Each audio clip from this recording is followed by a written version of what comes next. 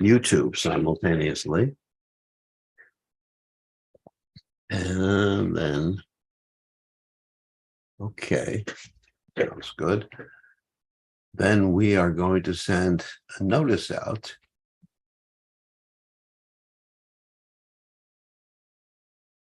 All right, where is that notice? There we go.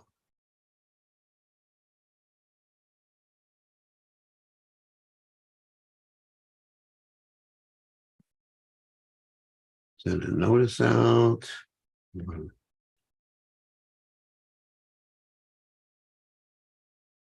Whoops, didn't go out properly. Let me on my phone.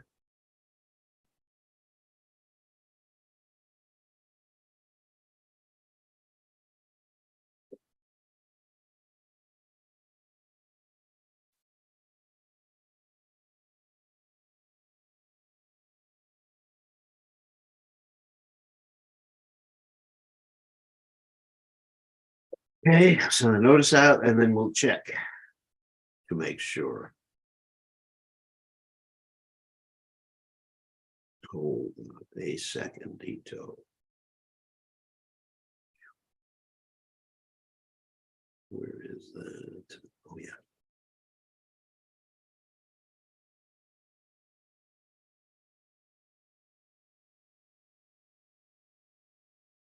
And I'm checking to make sure that we are streaming. Yes, we are live.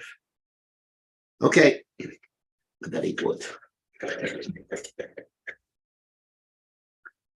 All right, back to Zoom. And then we will chant. What should we chant today?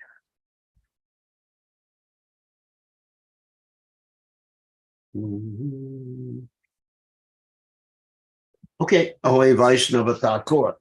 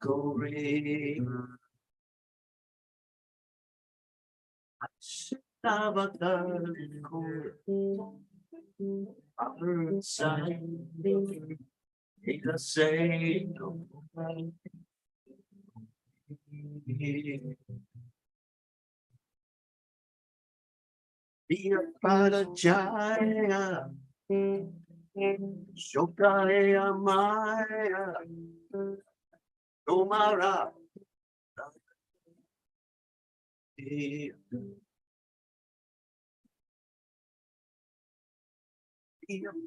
Jaya Shokaya Maya Tomara Jura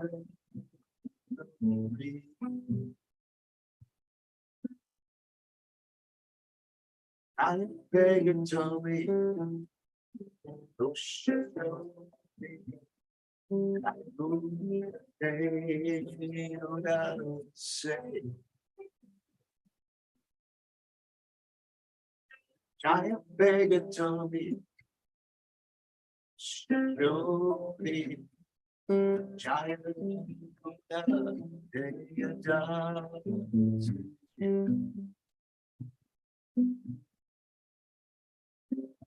Satsanga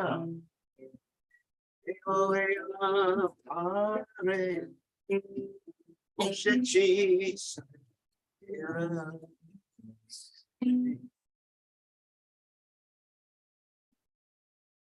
Jaya Satsanga Deoya Mare Oshechis Angira say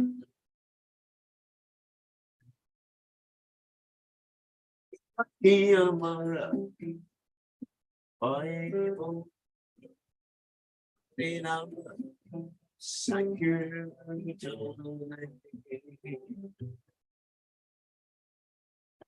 Ekakiyamara Bible Adinam Sankirtan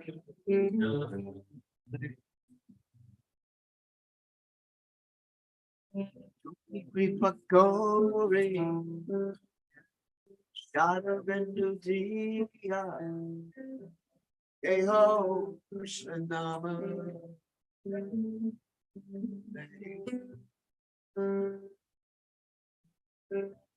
Kripakore Shadavendujiya Keho Krishnama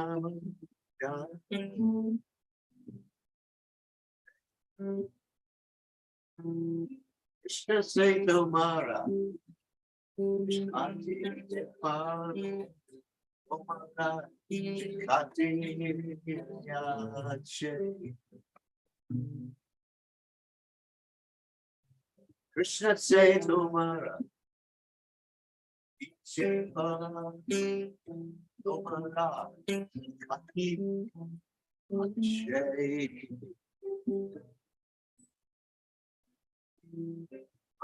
Joganga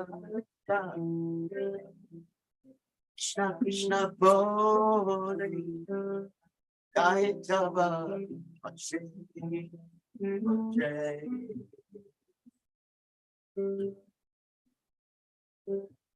Joganga Krishna Krishna Bode Gaitava Jai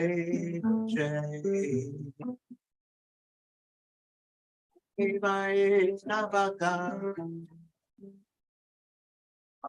Saya Say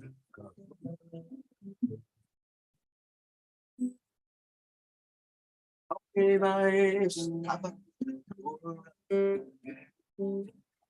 Saya Say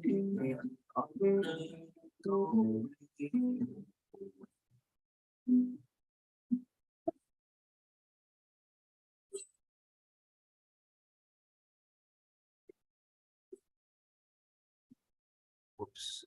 Jesus. Sorry about the sound. I forgot to put there a better sound.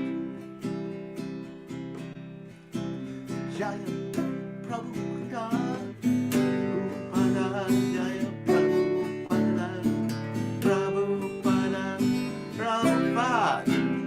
Prabhupada, Prabhupada. Okay. Jai Om Vishnupad. Paramahansa Paravidikacharya also Teta Satashi Shimad. His Divine Grace Savaya Chalanada Bhaktivedanta Goswami Mara Srila Prabhupada Ki Jai. ISKCON Founder Acharya Srila Prabhupada Ki Jai. Anantakoti Vaishnav Vrinda Ki Jai. Namacharya Srila Haridas Thakur Ki Jai. Prem Se Kaho Shri Krishna Chaitanya Prabhu Nityananda Shidwaita Gadadha Shivasari Gaur Bhakta Vrinda Ki Jai. Shri Shri Radha Krishna Gopi Gopinath Sai Mukunda Radhakunda Giri Govardhan Ki Jai. Vrindavanam Ki Jai. Maturadam Ki Jai. Jagadada Sami Ki Jai. Manamaya Ki Jai. Shimadi Lasi Devi Ki Jai. Samveda Bhakta Vrinda Ki Jai. Gaur Premananda Hari Hari Bol. All glories to the assembled devotees, all glories to the assembled devotees, all glories to the assembled devotees. All glories to Shri Guru and Gauranga Srila Prabhupada Ki Jai. Nama Om Vishnu Padaya Krishna Prastaya Budale Shrimati Bhaktivedanta Swami Namani Namaste Saraswati Devi Gauravani Pracharani Nirvishesha Shunyavadi Paschatya Dejatarni. So I apologize for the unclear audio with the chanting. There's a setting on Zoom that I have to do each time when I'm going to chant, and I forgot to put it on. So if I put it on, then the music comes out all right. And if I don't put it on, it comes out really broken. So we will try to remember next time. Okay, so let me read the translation to this poem by Srila Bhaktivinoda Thakur. O Venerable Vaishnava, O Ocean of Mercy, be merciful unto your servant. Give me the shade of your lotus feet and purify me. I hold on to your lotus feet. Teach me to control my 6 passions, rectify my 6 faults. Bestow upon me the 6 qualities and offer unto me the 6 kinds of holy association. I do not find the strength to carry on alone the Sankirtan of the holy name of Hari. Please bless me by giving me just 1 drop of faith with which to obtain the great treasure of the holy name of Krishna. Krishna is yours. You have the power to give him to me. I am simply running behind you shouting, Krishna, Krishna. Okay. So Bhaktivinoda Thakur ki jai. So as I mentioned before, we're going to start a new book. And that new book right now is one of Prabhupada's main books, which is the Isopanisad. Yesterday we were having some discussion about what book to do after that. And we're going to first finish up Prabhupada's main books. And I believe this is the last one of Prabhupada's main books. The other books are actually compilations of Prabhupada's lectures or sections of the Bhagavatam combined with compilations of Prabhupada's lectures, but they're not main books.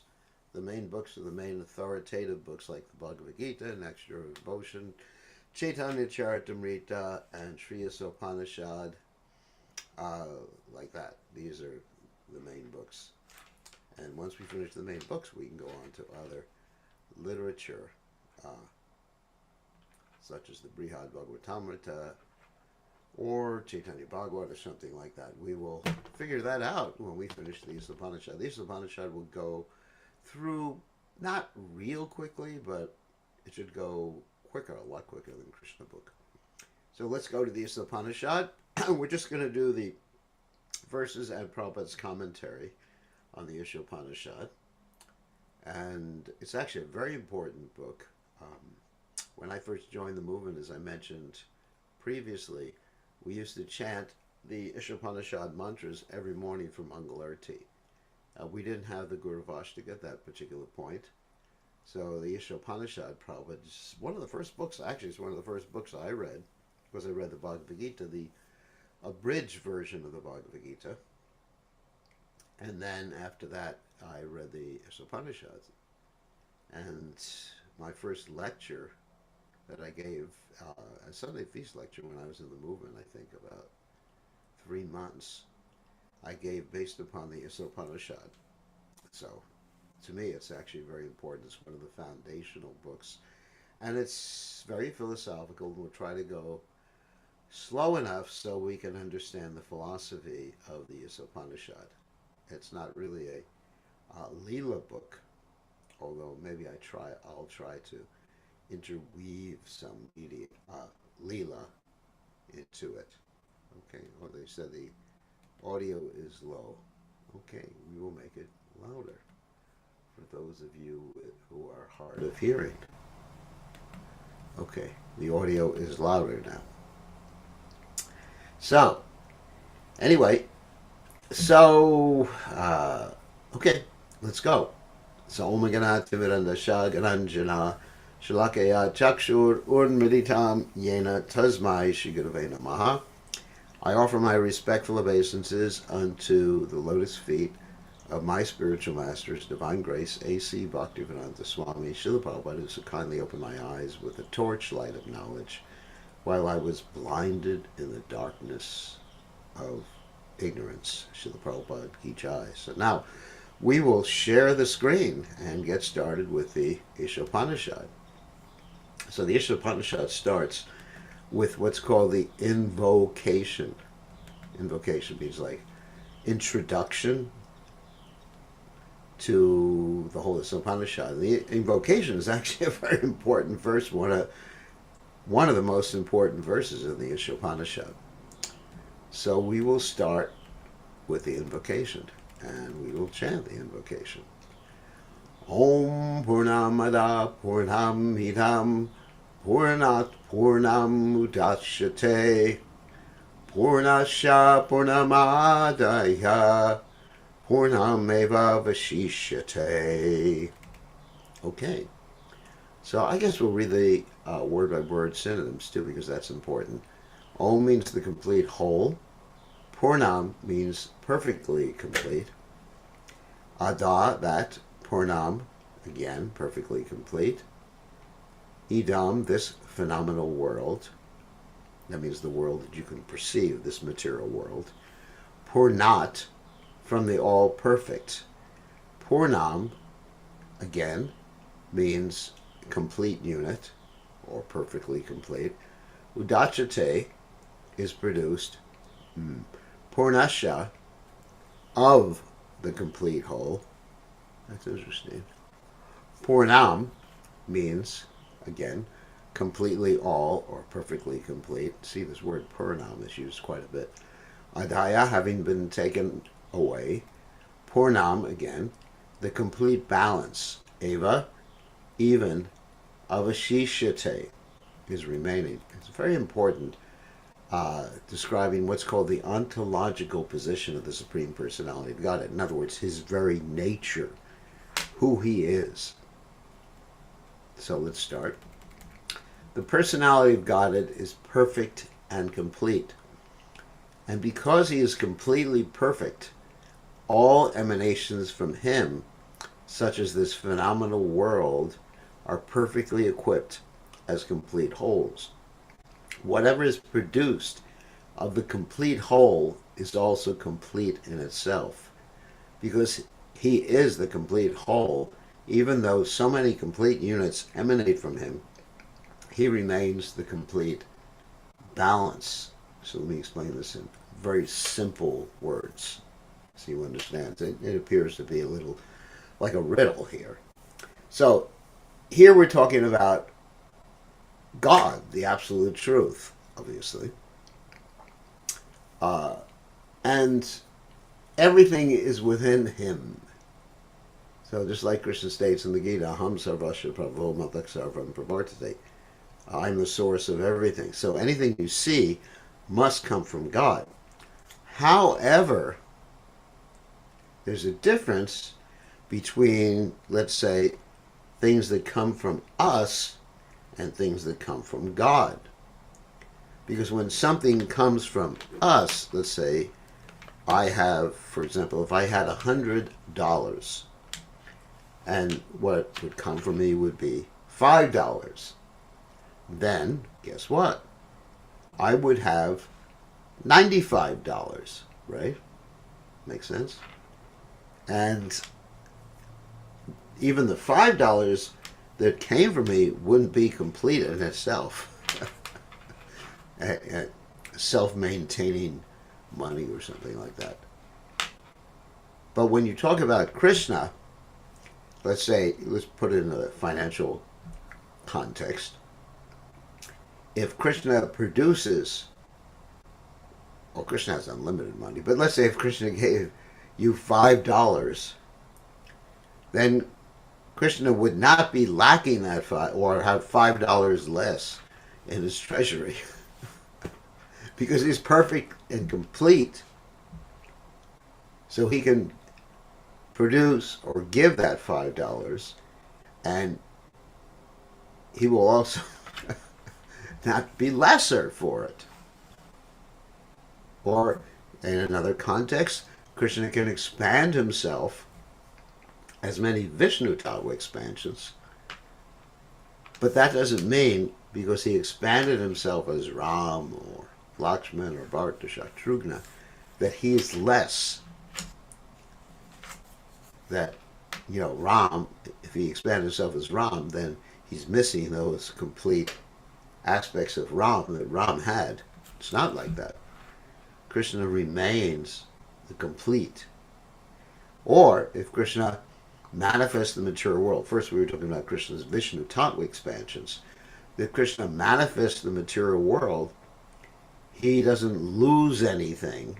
He remains complete in and of himself. And if Krishna manifests the jiva souls, us, we are a part and parcel of Krishna. But Krishna's complete without us, and Krishna's complete with us. Now, you may think, how is that possible? It defies the laws of logic and reasoning, like that water of the ocean. I don't even know what that means. So it defies the rules of logic and reasoning and a common experience. Well, guess what? Krishna is the cause of all causes, and Krishna is beyond. He's beyond, what is he? Beyond cause, beyond time, beyond mundane rules of logic. You know, we try to apply logic in relationship to God. It doesn't work. Just like sometimes people ask the question about God. Can he create an immovable object and then move it? But then you're just trying to fit God within your logical framework. But God can do that. He can do something. Now, not do it simultaneously. It's not even simultaneous because there's no time. How to understand that? His nature is achintya. But anyway, Krishna is complete. He doesn't... This actually deals with the Mayavad conception that everything together is Brahman. Well, Krishna has a separate identity outside of the material creation. It's not that you put everything together and you get the absolute truth. No. Krishna, the absolute truth, is complete in of himself, and he's not dependent upon his emanations. He's not dependent upon this material world. He's not dependent upon any of the jiva souls. He is completely independent. So let's read Prabhupada's purports. I tried to explain this verse. The complete whole, the supreme absolute truth, is the complete personality of Godhead.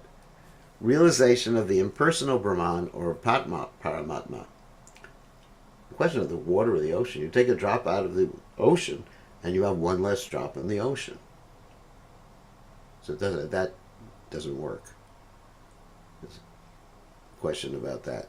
You know, any water you take out of the ocean, there's less water in the ocean. But any of the Lord's energies, when he manifests them, he doesn't become any less. The complete whole, the supreme absolute truth, is the complete personality of Godhead.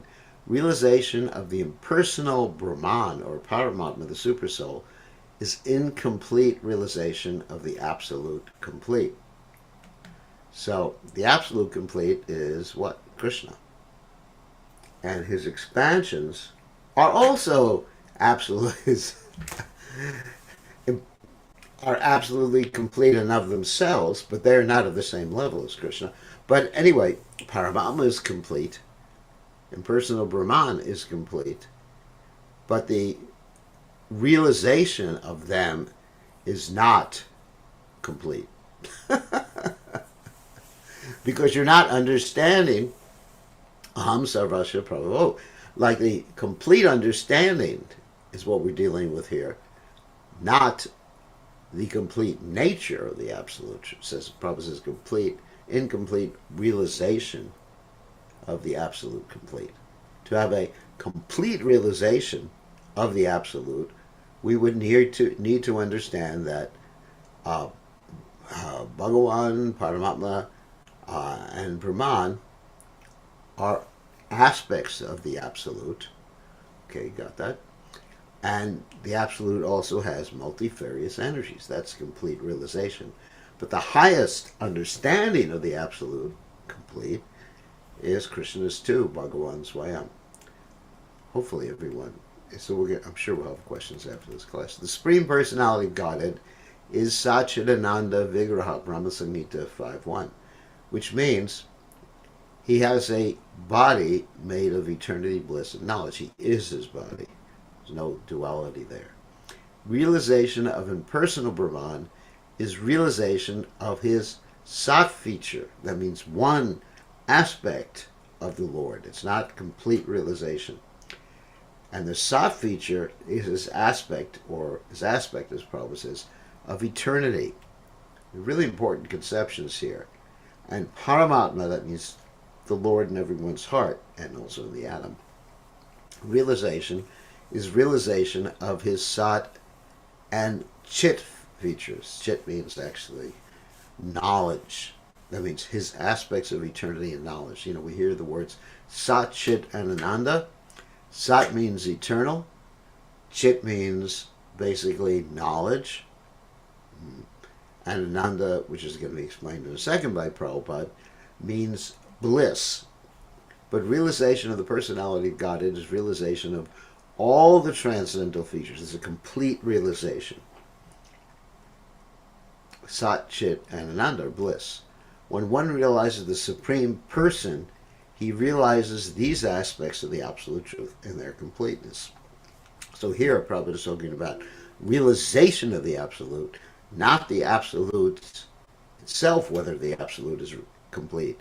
The Absolute Truth is always complete, and all emanations from him are absolutely complete, but our realization of him is not absolutely complete if we just think that the Lord is the Brahman or the Paramatma. If we understand the Lord is Brahman, the impersonal effulgence, Paramatma, the Lord in the heart, and Bhagavan, Krishna, the Supreme Person. Thus the complete whole is not formless.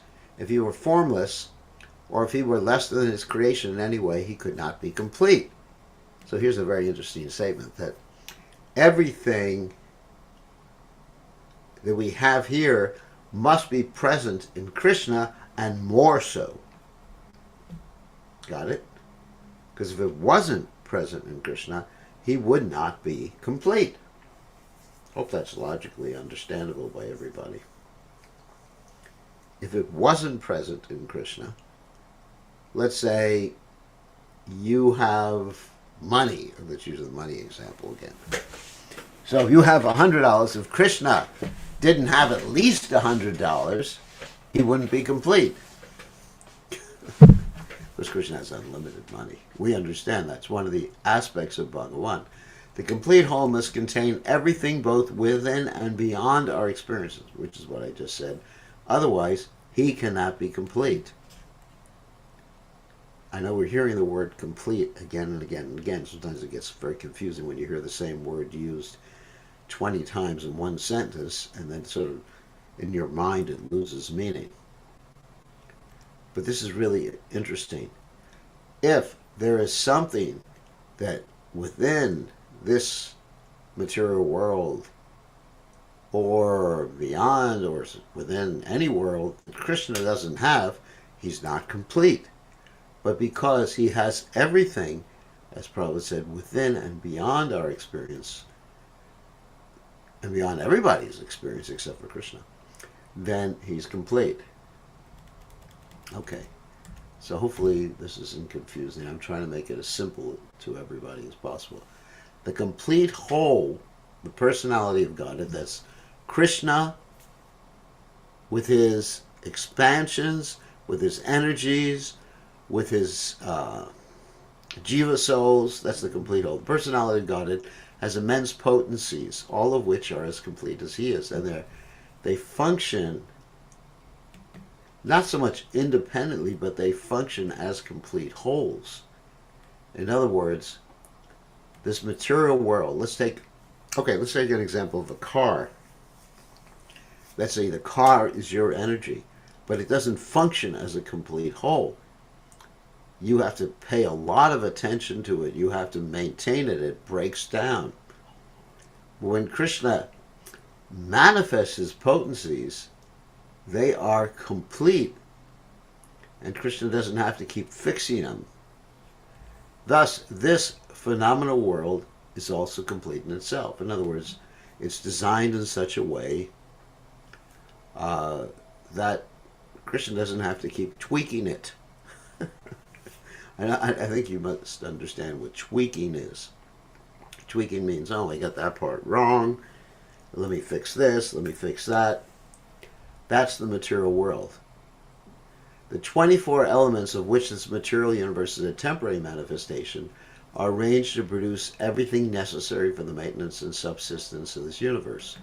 In other words, it's created perfectly. Krishna doesn't have to put in any extraneous, well, this is what Prabhupada talks about here. No other unit in the universe need make any extraneous effort to try to maintain the universe. It's a complete unit. It takes care of itself. And Krishna creates it in that way. The universe functions on its own time scale, which is fixed by the energy of the complete whole, is Krishna. And when that schedule is completed, this temporary manifestation will be annihilated by the complete arrangement of the complete whole. So in other words, when Krishna creates this material world, he also gives it a certain time span.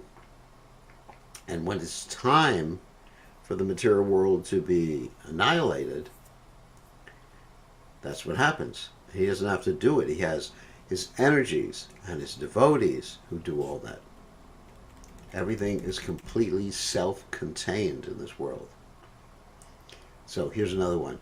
So you hear this word complete, complete, complete all the time. So try to digest this. All facilities are given to the small complete units, that's us, namely the living beings, to enable them to realize the complete whole. So in other words, in this material world, they're all facilities, if we are sincere, for us to become completely Krishna conscious. There's the word complete, completely Krishna conscious. We don't need anything else because Krishna has arranged devotees to come to the material world. Krishna has arranged the Shastras. Krishna's arranged all these things. They're all part of the completeness of this world. All forms of incompleteness are experienced due to incomplete knowledge of the complete whole. In other words, our experience may be incomplete, but the facility that we have is complete. The human form of life is a complete manifestation of the consciousness of the living being and is obtained after evolving through 8,400,000 species of life in the cycle of birth and death. So it's the culmination of the soul going through all these different species. And that way it's called a complete manifestation. If in this human life of full consciousness, the living entity does not realize his completeness in relationship to the complete whole, he loses the chance to realize his completeness and is again put into the evolutionary cycle by the law of material nature. I'll explain that. That if we don't use the human body for the purpose for which we have been given it, then we are not allowed to continue in the human species of life. I'll give you an example. If you enroll in the university, you're supposed to take the courses. You're supposed to take your tests. You're supposed to study. If you don't, you get kicked out or left behind. Or if you go even to ordinary school, that if you don't do your studying properly, you may be sent back a grade or two or not allowed to go on to the next grade. So that's what happens if you do not try to realize your completeness. So, but if you try, even if you haven't realized in this lifetime, then you're not put back into the evolutionary cycle. If you make 1% advancement in Krishna consciousness, it doesn't happen. Because we do not know that there is a complete arrangement in nature for our maintenance, we make efforts to utilize the resources of nature to create a so-called complete life of sense enjoyment, which is really interesting. In other words, what's the word? Nityo nityanam chaitanya chaitanam eko bahunam yovadadati kamam. That Krishna maintains everybody, Krishna is protecting everybody, and because we don't understand that, we want to take more than we need because we are interested or we are in anxiety thinking Krishna's not going to take care of us. Because the living entity cannot enjoy the life of the senses without being dovetailed with a complete whole. The misleading life of sense enjoyment is illusion. In other words, you don't even enjoy your senses if you're not Krishna conscious. That's the point. The hand of a body is a complete unit only as long as it is attached to the complete body. That means the soul, Prabhupada is using a metaphor here, that we are complete when we connect to Krishna through devotional service. When the hand is severed from the body, it may appear like a hand, but actually has none of the potencies of a hand. Similarly, the living beings are part and parcel of the complete whole, and if they are severed from the complete whole, the illusory representation of completeness cannot fully satisfy them. In other words, what is that verse in the Gita? Avritam gyaname tena gyanino nichavayana kamarupena kontya dushprena analenacha.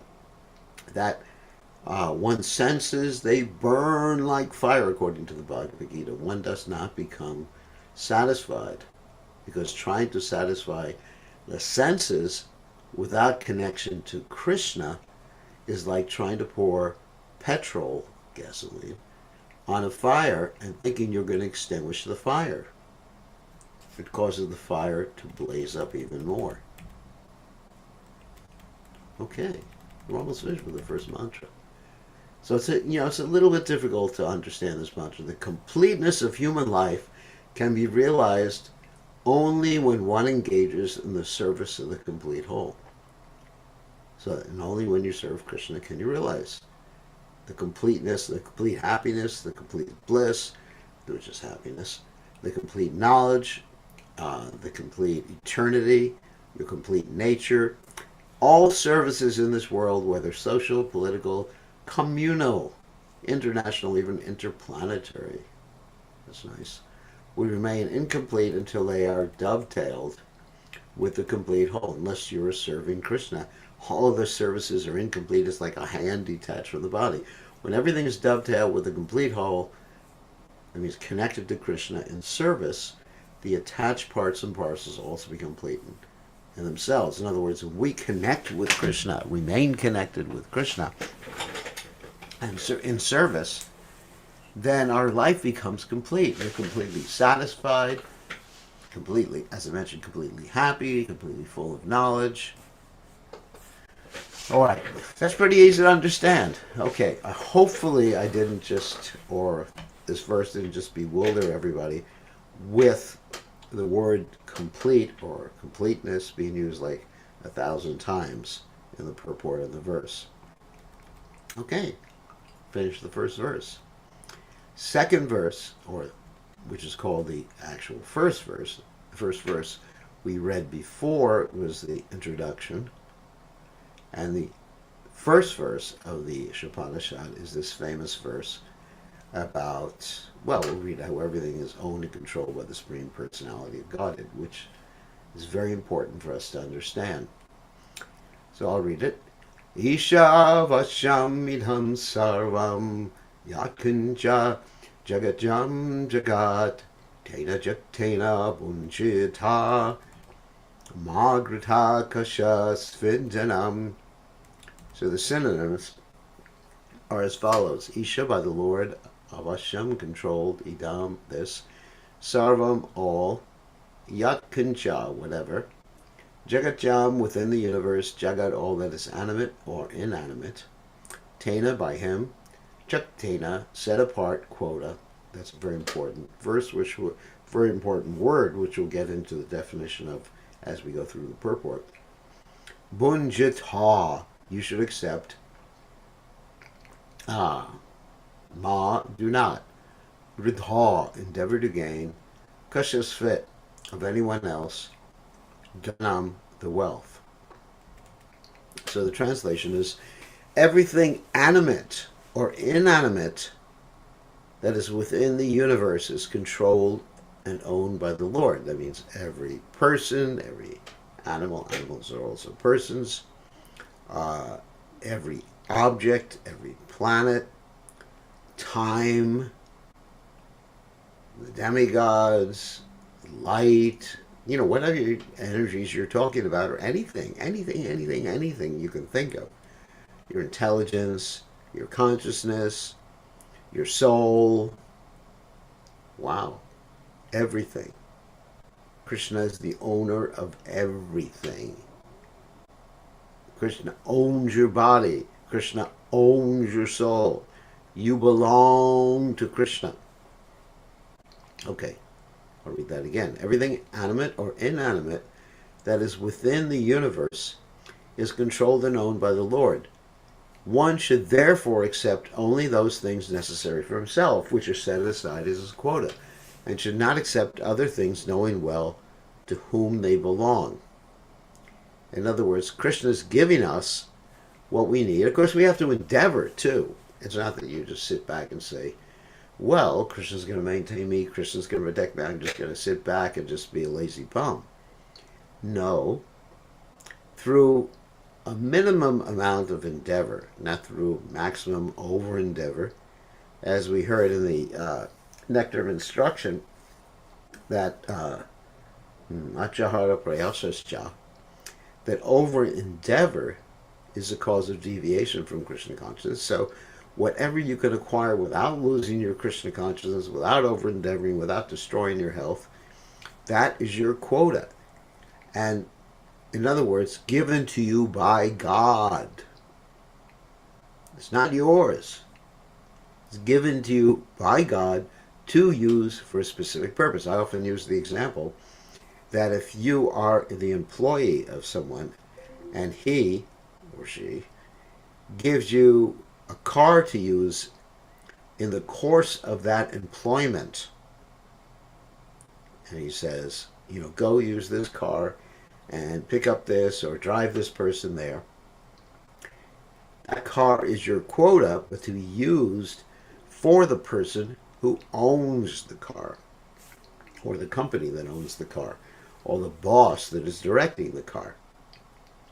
And if you use it for any other purpose, then you are violating the contract. And you probably could lose your job, or go to jail, or something like that. So you're given certain things. Or if you get a salary from a certain company, you're given it as your quota. And everyone has a different quota. In other words, someone may be given $10 million. You may be given $10. And everybody has the quota, and Krishna arranges that. And no matter how much you endeavor, you're not going to increase your quota. You'll bring it to that extent. And that's it. You have to be satisfied. And Krishna gave you that quota to use in his service. That's all. That's really what's being mentioned here. Everything belongs to Krishna. That's really the point. Everything belongs to Krishna. Everything is meant to be utilized for Krishna. That's basically what this verse is saying. And Krishna will give you what you need. So the purport, Prabhupada explains, Vedic knowledge is infallible, that means perfect, because it comes down through perfect disciplic succession of spiritual masters, beginning with the Lord himself. Now, the material knowledge, there are other types of knowledge that are not infallible, that are fallible. Like the scientists may speculate and come up with some particular theory about the universe, and then they change that theory. That means it's fallible, their understanding. So, there's many things that are fallible. Machines are fallible. Your body is fallible. That's for sure. Since he spoke the first word of Vedic knowledge, the source of this knowledge is transcendental. In other words, Krishna spoke this Vedic knowledge. As we say that knowledge or dharma, there's a verse, dharma tu sakshat bhagavat pranitam, can only come from Bhagawan, the Supreme Personality of Godhead. The words spoken by the Lord are called Aparusheya, which means they are not delivered by any mundane person. So the Vedic literatures are called Aparusheya, which means they didn't come from a regular person like you and me. Other literatures, even most religious literatures in the world, are coming from a particular individual or a particular person, or a theologian or a mental speculator. They are porashaya, but porashaya means not from an ordinary person, a living being. Now here's a very important point for our preaching to people, because we have to speak to people in such a way that they understand that what they understand may not be true, is faulty. Because people, and this is called epistemology. Epistemology means the study of knowledge. I'm going to explain. I'm going to read this first. A living being who lives in the mundane world has 4 defects. That's us. Remember, we are living beings. We live in the mundane world. We have 4 defects, unless we're pure devotees. Some of you may be pure devotees. I don't know. Forgive me if I'm criticizing you. A living being who lives in the mundane world has 4 defects. 1, he is certain to commit mistakes. Everybody here, I'm sure, has made mistakes, unless you're a pure devotee. Prabhupada even talked about the great Mahatma Gandhi making a mistake. 2, he is subject to illusion. Okay. So illusion basically means you think you're the body, you think you're a part of a particular country, you think that you have so many duties in this material world, you think you're the controller. That's illusion. To see, illusion can mean to think that something exists that doesn't exist, or to see something that exists in a way different from its actual real state or true state. Okay, so remember these 4 defects, because this is very important when preaching to people. Basic preaching. We are certain to commit mistakes. We're subject to illusion, everyone here. 3, we have a propensity to cheat others. Sometimes we lie. The question was raised the other day, why so many people lie? To cheat others, to get what we want. If we have a conflict of interest. Just like today, I had a discussion with someone, and I prefaced the whole discussion by saying, I have a conflict of interest. So I wouldn't be cheating. They would understand where I would come from. But many times, like a salesman, you'll walk into a store, and he'll say, for you, there's no profit. Now, of course, that's simple cheating. They have to do that to make a living, but that's cheating others. Or we're opposing ourselves as great heroes or something. Anyway, and the 4th one are this: his senses are imperfect.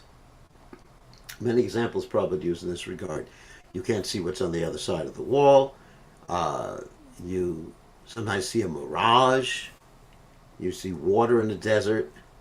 So because of these 4 defects in this world, we cannot come up with perfect knowledge, which is what Prabhupada says in the next sentence.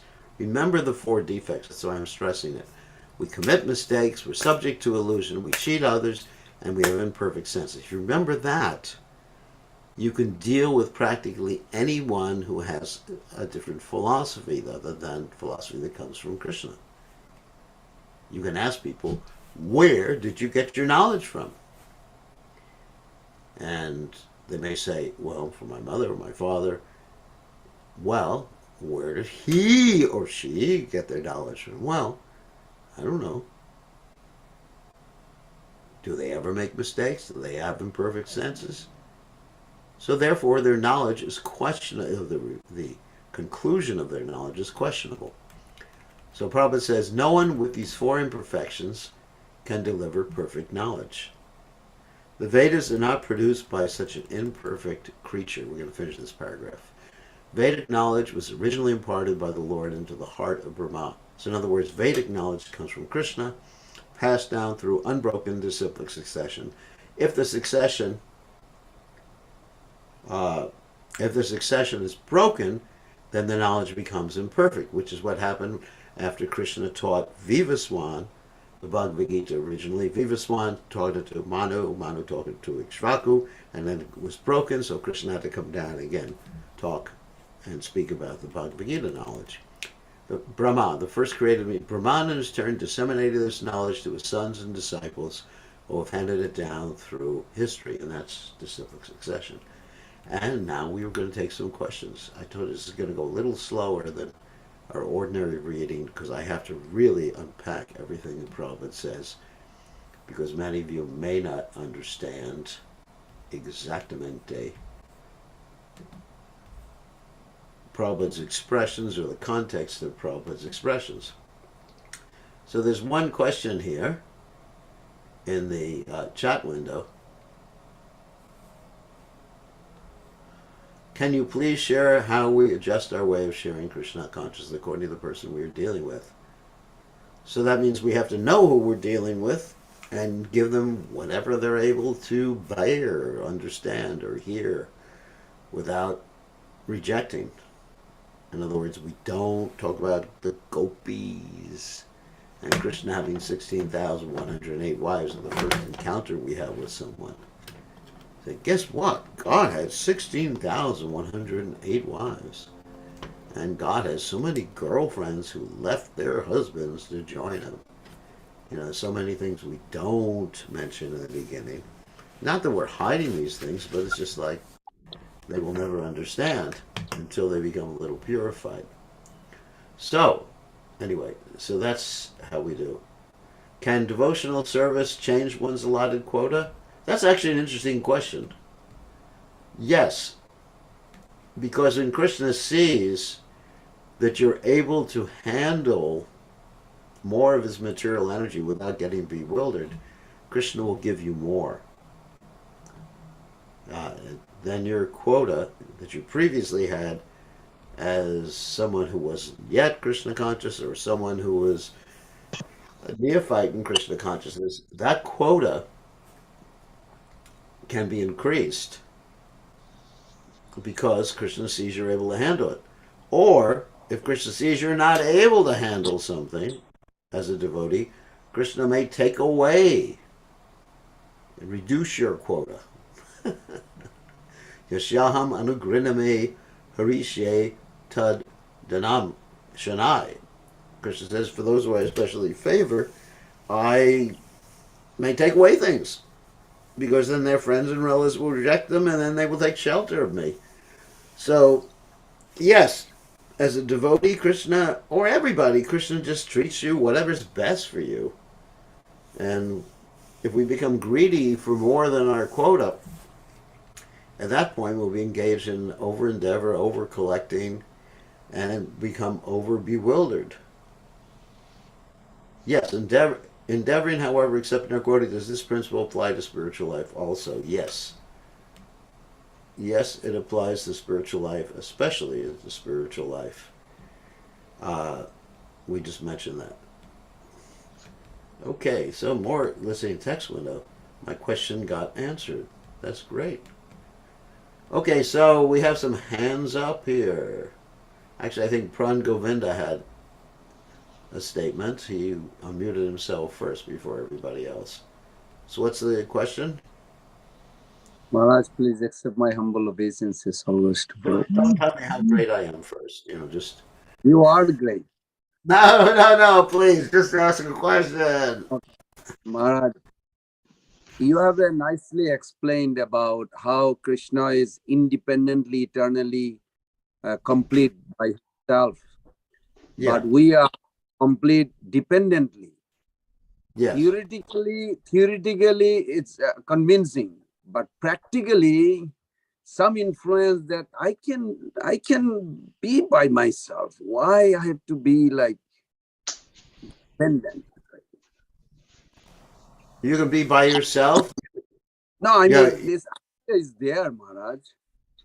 You don't need food. You don't need rain. You're not dependent upon any aspect of the material creation. You don't need air.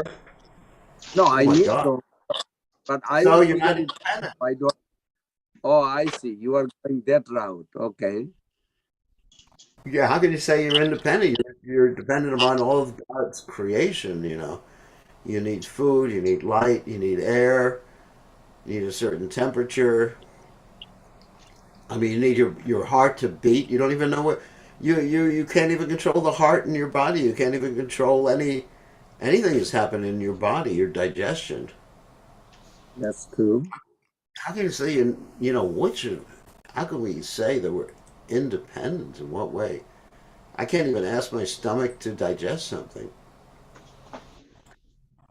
You know, I have no control. I'm so dependent upon all these different aspects of the material creation, what to speak of the spiritual creation, that, you know, Okay. what, In that no case, question. Mark, what about the utility and functionality of the soul? Of the soul? Yeah, utility and functionality of the soul is to serve, but that feeling is not there with the majority. Even The with feeling is there. The feeling is there with everybody, except we're serving our family, or we're serving our nation, or we're serving our false egoistic conception of ourselves, or we're serving our body, or we're serving our boss at work. The service is always going on. It's just a question of the object of service. You know that. yeah, but your explanation was that completeness, Yeah, dependent. the material world is perfectly complete in and of itself. It functions as a complete unit. And when we connect with that completeness and the complete knowledge that's been given to us, then when we're connected, when the hand is connected to the body, the hand is realizing its completeness as a servitor. To realize your completeness, you have to realize your nature. Mm, mm, Otherwise, I mean, it's not because you're complete that you can make your nature any way you want. You have a nature, and your realization of that nature is your complete realization of that nature. All right, let's get to some other people. thank you. Okay, so here's another question in the in the chat window. Anu says, uh, "How do we understand? How can we deal with our illusion of family members and kinsmen?" That's a good one. How can we use this convincing illusion in Krishna consciousness? How do you use the illusion? Well, you appreciate how strong Krishna's illusory energy is. There's that story like Markandeya Rishi, story in the Bhagavatam. He wanted to see illusion. Krishna came to him and he said, Krishna, I just want to experience illusion. And he got a trip and a half to experience that particular illusion. And what was that trip and a half? He got to float in the water of devastation, see Krishna as a baby laying on a banyan leaf, sucked into Krishna's body, uh, spewed out again. So yeah, actually, when we see our own illusion, it helps us understand Krishna's Daiva Yesha Gunamaya Mamamataracha, Krishna's power. Wow, Krishna's illusory energy. I'm attracted to this food. I mean, that's really illusion. Wow, it's so powerful. Or a young man is attracted to a young girl, or a young girl, or an old girl is attracted to an old man, or a person is attracted to an animal. You know, just like attracted to their dog. Oh, how cute! Oh, I love you, my dear dog. Let me kiss you. You know, so you just appreciate how amazing Krishna's illusory energy is, and we can also appreciate in other people how amazing it is that people are just like so much an illusion. It's just like wow. It's just like, for example, if you walk into a mental institution and you see people that are one person who thinks that they're God, another person who thinks that he's Sigmund Freud, another person who thinks that he's Napoleon. It's just like, wow, this is so impressive. It is so impressive how illusory this is. So I'm looking at this world and thinking, it is so impressive. When I see people who are not Krishna conscious, which is all day long, so Go and talk to the devotees. No, anyway. Now, when I see people who are not Krishna conscious, I just think, wow, how क्या how how powerful is Krishna's illusory energy? It's like, just like if you see a magician. Here's another example. You go into a show and there's a magician on the stage, and the magician says to someone, "All right, you are now a dog." And then the person gets down on his hands and knees and starts walking and barking. You think, wow, I really appreciate this magician. So Krishna is the supreme magician. As Krishna says in the Bhagavad Gita, always says gambling, I'm the cheating. I'm cheating games, I'm gambling. So Krishna is the supreme magician. He's pulled the wool over everyone's eyes who doesn't want to be Krishna conscious. And he makes them pin, what do they call it? Pin the tail on the donkey, and they're the donkeys that have the tail pinned on them. So that's amazing. That's the way to see people. Okay, just one other question from Vidvan, and then we have to end because it's late already. A little Hare Krishna philosophy. Gurudev, Very well. please So what's the accept, question? please accept my humble obeisances. Not a question, just a comment. That water of the ocean was my comment, and I just Yeah. wanted to check if my understanding is correct. From the invocation mantra, we understand from complete comes out to make complete. So Yeah. water of the ocean example, you can't drink the ocean water unless and until water evaporates and forms into a rain, and then you can have rain. Is that Yeah. correct? Is that understanding correct? No, you can drink the ocean water if you have a desalinization plant. Yeah. Okay. If you boil the water, there's other ways to have the water become potable. You can desalinate them. You can boil it. You can pass it through a membrane, reverse osmosis.